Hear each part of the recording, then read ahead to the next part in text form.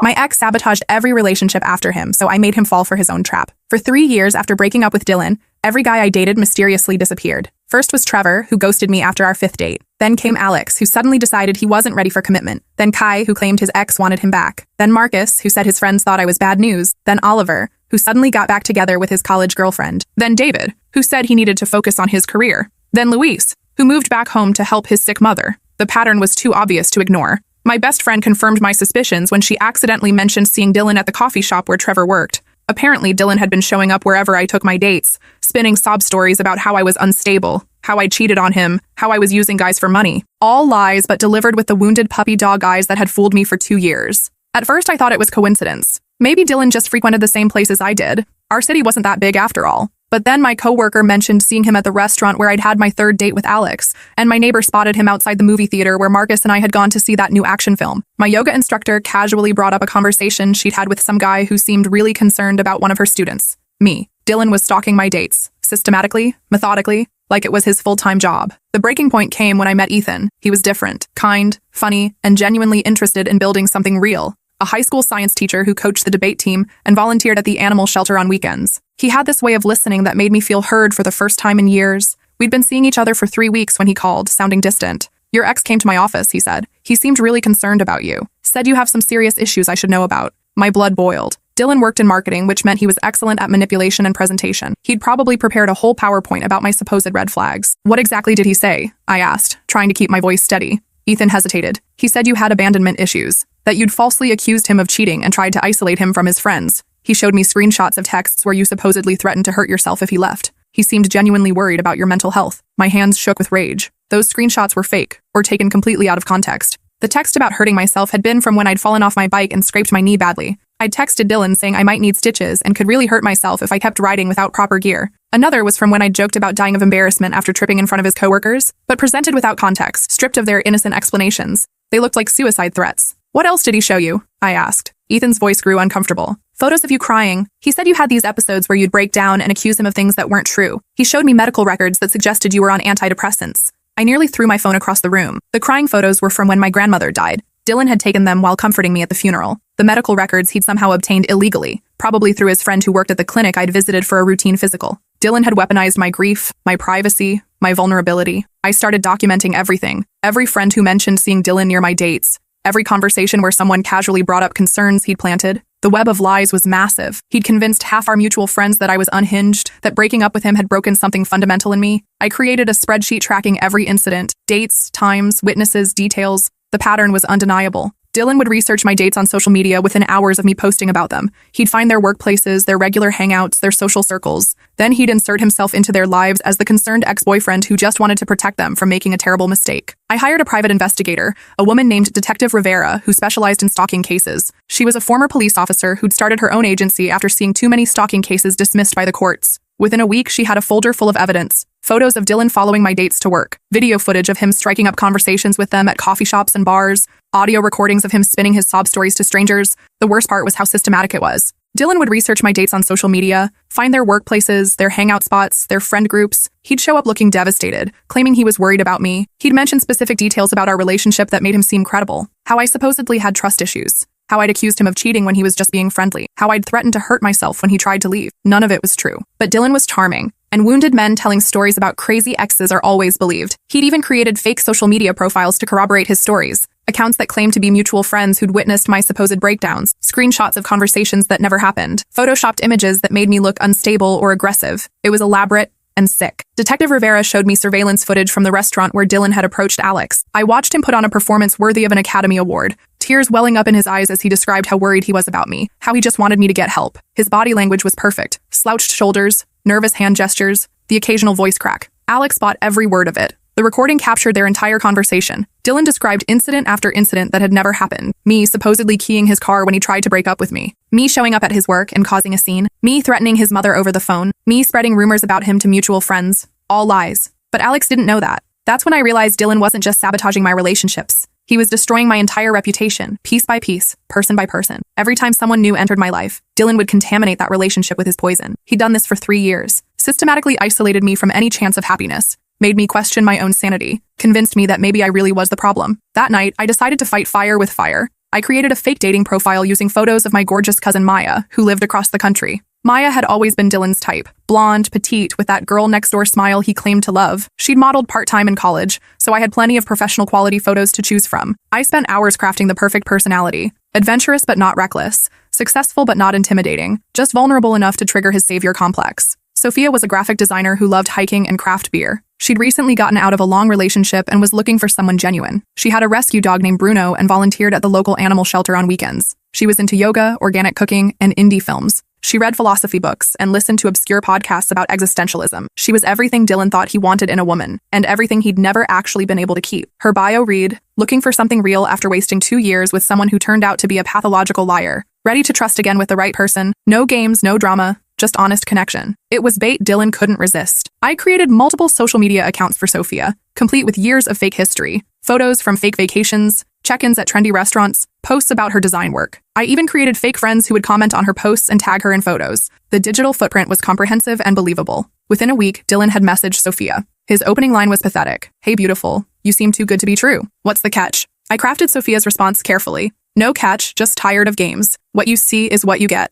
Though I've learned to be cautious after my last relationship. Some people aren't who they pretend to be." For 2 months, I played the long game. Sophia was impressed by his job, laughed at his mediocre jokes, and shared his interests. She'd grown up in a small town like he had. She loved the same obscure bands he'd introduced me to years ago. She even mentioned having trust issues from her last relationship, but said she was working through them in therapy. She was also conveniently traveling for work, which explained why they could only video chat and text. I told Dylan that Sophia was working on a major project for a client in another city, designing their entire brand identity from scratch. She'd be traveling back and forth for months, living in temporary housing, working crazy hours. I used old videos Maya had posted on social media, carefully editing out any identifying details. During their video calls, I'd play these clips on my laptop while typing responses on my phone. Dylan was so smitten he never questioned why Sophia's camera quality was always poor or why she always had to cut calls short due to client meetings or connection issues. The conversations became increasingly intimate. Dylan shared details about his childhood, his fears, his dreams of starting his own marketing agency someday. He talked about his complicated relationship with his father,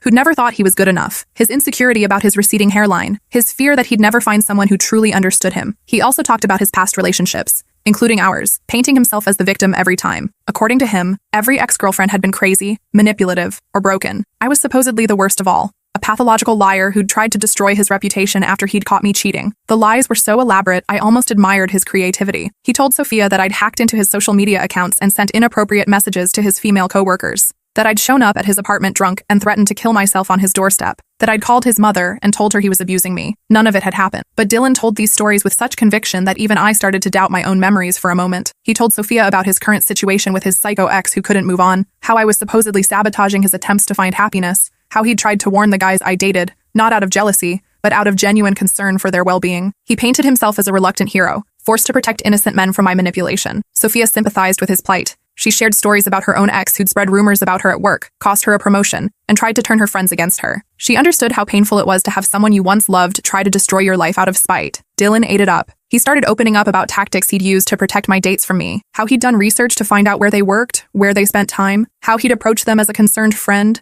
just looking out for their best interests, how he'd shown them evidence of my instability to save them from making a terrible mistake. He was confessing to stalking, and he thought he was being heroic. The more Dylan talked, the more evidence I gathered. Every conversation was recorded. Every confession was documented. He was building his own case against himself, one text message at a time. Dylan fell hard. He started talking about flying out to meet her, about how she might be the one he'd been searching for his whole life. He even asked his friends what ring styles women liked, thinking I wouldn't hear about it through our mutual social circle. I had friends screenshot his social media posts about finding his soulmate. His Instagram stories were full of quotes about finding someone who truly understood him. He posted pictures of sunsets with captions about how everything was finally falling into place. Photos of flowers with long paragraphs about believing in love again. His behavior became obsessive. He'd text Sophia good morning and good night every single day. He'd send her photos of his meals, his workouts, random things he saw that reminded him of her. He bought clothes he thought she'd like and books she'd mentioned wanting to read. Meanwhile, I watched him continue sabotaging my life. When I started seeing someone new, a sweet teacher named Ben, Dylan would mysteriously appear at their gym, their coffee shop, their workplace, always with the same concerned expression, the same carefully crafted warnings. But this time, I was ready.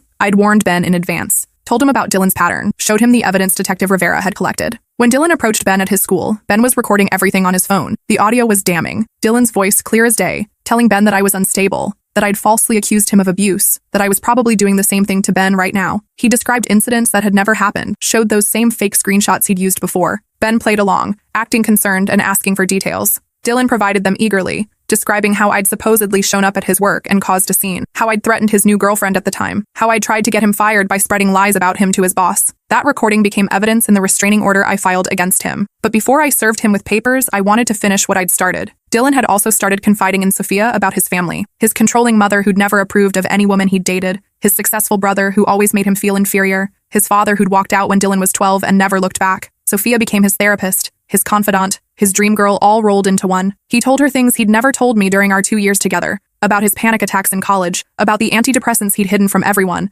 about his fear that he was fundamentally unlovable. I almost felt sorry for him. Almost. Then I remembered the 3 years of isolation he'd put me through, the therapy bills from rebuilding my self-esteem, the relationships that could have been meaningful if he hadn't poisoned them from the start. The night before their planned first meeting, I got a call from Ethan. "I need to apologize," he said. "Your ex showed up again." But this time he was drunk and ranting about some girl named Sophia. He kept saying he finally found someone perfect, someone who wasn't damaged like you. But then he started describing all the things he'd done to sabotage your other relationships. He was bragging about it, like it was some kind of accomplishment. I realized he's been lying this whole time. Ethan's voice was full of disgust. He told me how Dylan had laughed about manipulating my dates, how he'd described it as protecting them from making his mistake, how he'd shown Ethan fake evidence, and coached him on what to say if I ever asked about their conversation. I smiled. Phase 2 was about to begin. The next morning, I watched from across the street as Dylan arrived at the upscale restaurant where he was supposed to meet Sophia. He'd bought a new shirt, gotten his hair cut, and was carrying flowers, roses, because Sophia had mentioned loving them in one of their conversations. He'd also brought a small wrapped gift,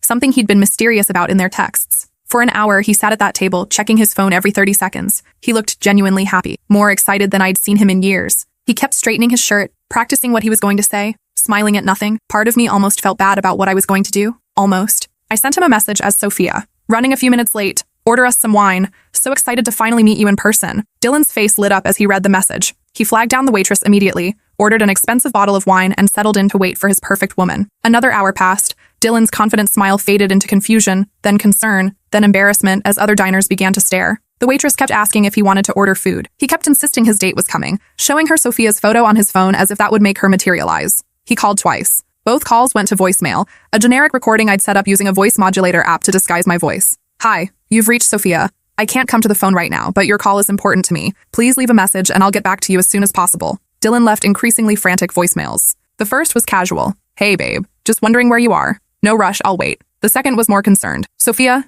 I'm getting worried. Did something happen? Please call me back." The third was desperate. "Please, just let me know you're okay. I'm starting to panic here." Finally, after watching him suffer for 3 hours, I sent the message that would destroy him. "I'm so sorry, Dylan, but I can't do this anymore. I know about what you did to your ex-girlfriend, how you've been sabotaging her relationships, how you've been lying to people about her. Someone who would do that to another person isn't someone I can trust. You're exactly the kind of man my mother warned me about. Don't contact me again." I watched his face crumble as he read it. The color drained from his cheeks. His hands started shaking. The flowers fell from his hands onto the floor and he didn't even notice. He looked around the restaurant like a lost child, then stumbled outside without paying for the wine. He called Sophia immediately, 17 times in a row. When that didn't work, he started texting. "Please let me explain. It's not what you think, she's crazy. She's been stalking me. I was trying to protect those guys. Please don't do this. You don't understand what she's capable of. I never lied to you about anything. She's manipulating the situation. I'm nothing like she's making me seem. Please just give me a chance to explain." But I wasn't done. Not even close. Over the next week, I had Sophia reach out to every mutual friend we had. She told them about Dylan's confession during one of their late-night phone calls, how he'd bragged about ruining my relationships,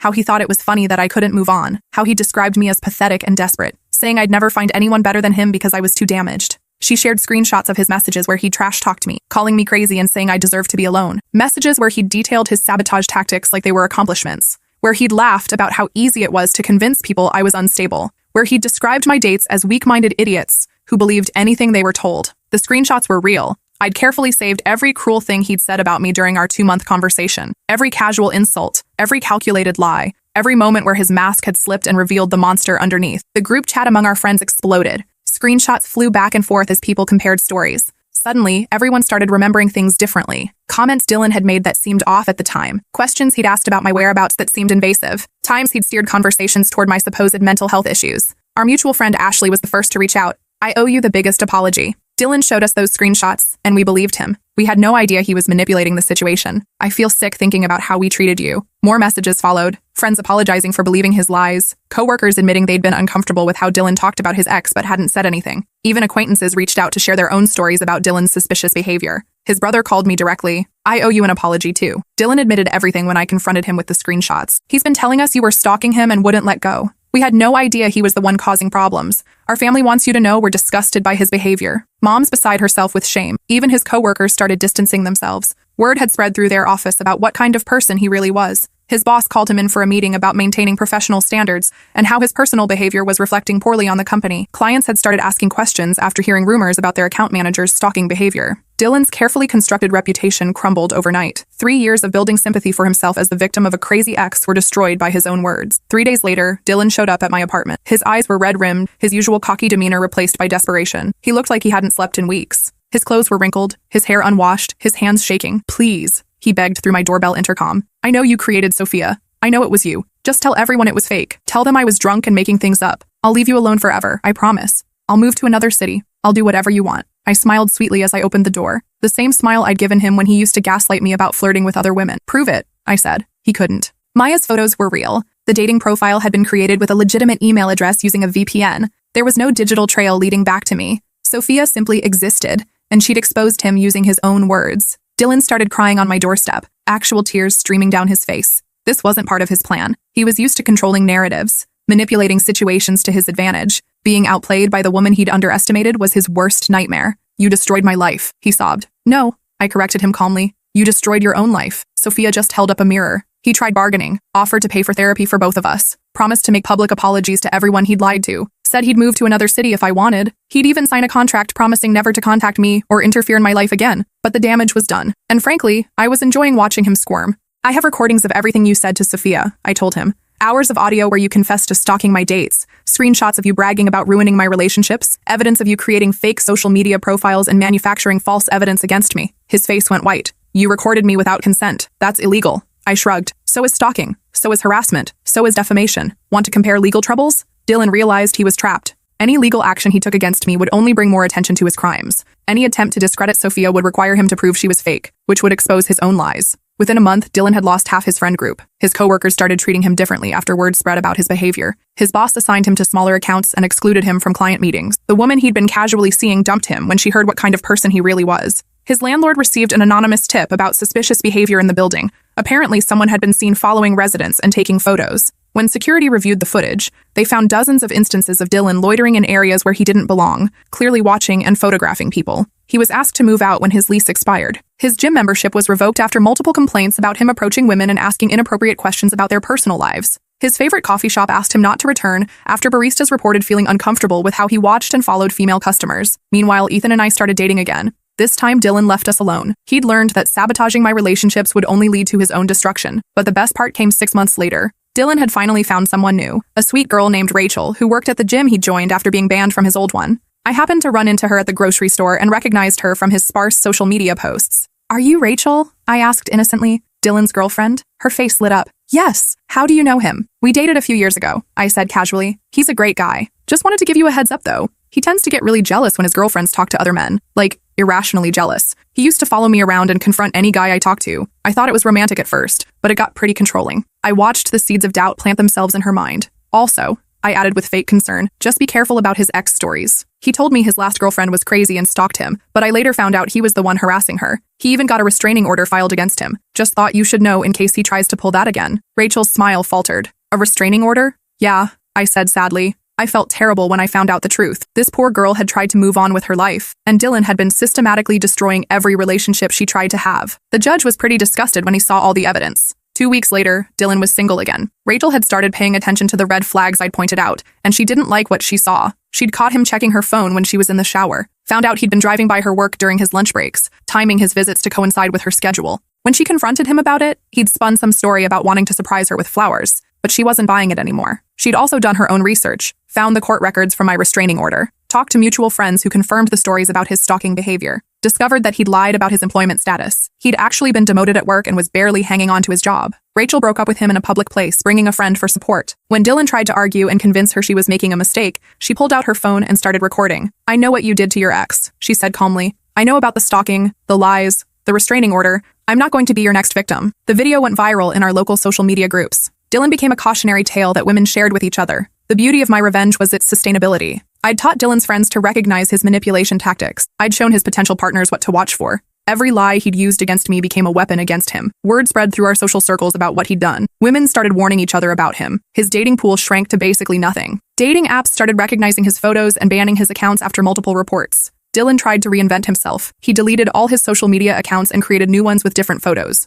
Started going to different bars, different gyms, different coffee shops. Moved to a new apartment across town. Even changed his hairstyle and started dressing differently. But our city wasn't that big, and people talk. Screenshots of his old profiles circulated in group chats. Photos from the restaurant where he'd been stood up became memes in local Facebook groups. His reputation followed him everywhere. He even tried therapy, posting about his journey of self-improvement and learning from past mistakes. But the posts rang hollow to anyone who knew the truth. Besides, most people had blocked him by then. His professional life continued to deteriorate. His boss received anonymous emails detailing Dylan's harassment of former girlfriends. Clients started requesting different account managers. His performance reviews cited concerns about his judgment and interpersonal skills. Dylan tried to reach out one last time, sending a long email about how sorry he was, how he'd learned his lesson, how he just wanted both of us to move on with our lives. He claimed he was seeing a therapist and taking medication for what he called his obsessive tendencies. He promised he was a changed man who just wanted forgiveness and a fresh start. I deleted it without reading past the first line. Some people think revenge is about getting even, but the best revenge is making someone face the consequences of their own actions.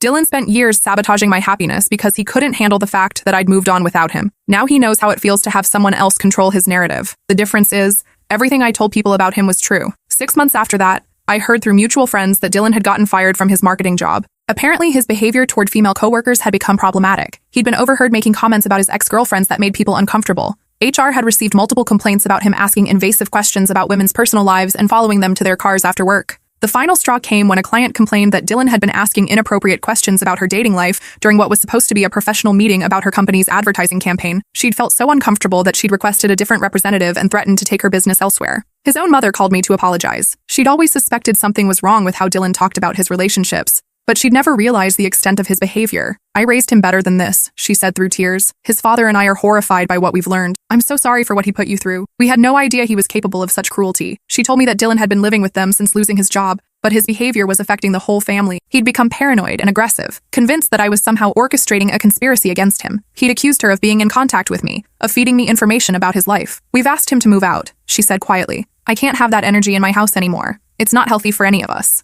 Dylan's younger sister reached out too. She'd always looked up to her big brother, but learning the truth about his behavior had shattered her image of him. "He used to give me dating advice," she said, "told me to watch out for crazy girls who couldn't let go of their exes. Now I realize he was talking about himself. I feel sick thinking about all the times I defended him." Last I heard, Dylan moved to another city for a fresh start, Phoenix, according to his brother. He was working at a small marketing firm there, making a fraction of his previous salary, keeping a low profile, supposedly still in therapy. His brother wasn't optimistic about his chances of rebuilding his life. "He's burned too many bridges," he told me during our last conversation. "And honestly, I don't think he's really changed. He still talks about you sometimes, still blames you for everything that happened. He can't accept that his actions have consequences. I hope he's learned to be a better person, but somehow I doubt it. People like him don't change. They just find new victims and new ways to justify their behavior. At least now his future girlfriends will have a fighting chance. Social media makes it easy to research someone's past, and enough people know the truth about Dylan that it'll follow him wherever he goes. Sometimes I wonder if I went too far, if destroying someone's entire life over sabotaged relationships was proportional justice. Then I remember the 3 years of isolation he put me through, the therapy bills from rebuilding my self-esteem, the relationships that could have been meaningful if he hadn't poisoned them from the start. The nights I lay awake wondering what was wrong with me, why everyone kept leaving. Dylan didn't just ruin my dating life, he made me question my own sanity. He convinced me that maybe I really was the problem. Maybe I was unlovable. Maybe there was something fundamentally wrong with me that drove people away. That kind of psychological damage doesn't heal quickly. Even now, years later, I sometimes catch myself wondering if a new partner will believe lies about me, if someone from my past will try to poison my present. So no, I don't feel bad about what I did. Dylan played a stupid game and won a stupid prize. These days, I'm happily married to someone completely different. Someone who's never tried to control my friendships or manipulate my relationships. Someone who builds me up instead of tearing me down. Someone who, when he learned about Dylan's behavior, was horrified that anyone could treat another person that way. My husband and I met through mutual friends who knew the whole story. He'd heard about Dylan's stalking before we ever went on our first date, and his reaction was to ask what he could do to help me feel safe. When Dylan tried his old tricks one last time, showing up at our engagement party uninvited, my husband and his friends quietly escorted him out before I even knew he was there. And Dylan? He's exactly where he deserves to be, alone, with only his own reflection for company. I heard recently that he's tried online dating again, but the photos from his humiliation at that restaurant have become something of a local legend. Women in Phoenix have apparently already started sharing warnings about him in their group chats. Some stories have happy endings, others have exactly the endings they deserve. Dylan got his.